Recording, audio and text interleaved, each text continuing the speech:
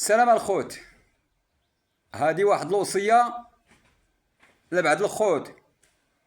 بغيت نقول لكم الخوت كاع اللي بغى يتقدى شي حاجه من الحانوت او لا من السوق الاسبوعي يحاول الخوت باش يدير شي قفه اللي تتدرق.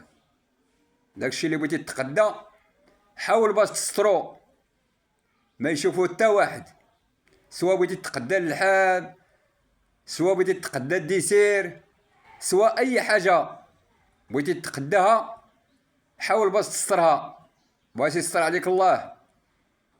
انا خوتي دابا غادي نعاودها لكم.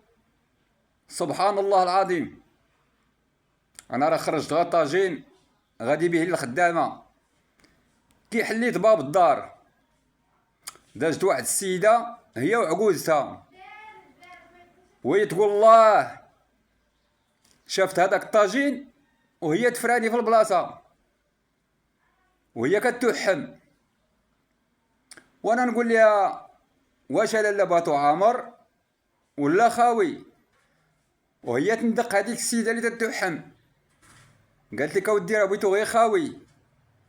شتي في هذيك اللحظه اللي كنت الباطو ليا عامر بغيت نعطيه ليها عامر، ما عندي حتى غرام ديال المشكل.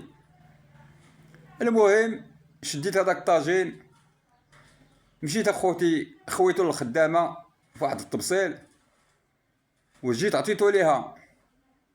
فلهذا الخوت اللي بغى يتقدى شي حاجه يحاول باش يسترها.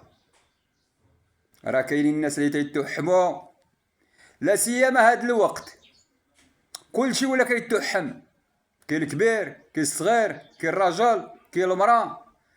فلهذا الخوت يحاول الانسان باش يستر اي حاجه تقداها يستر عليه الله. والسلام عليكم ورحمه الله.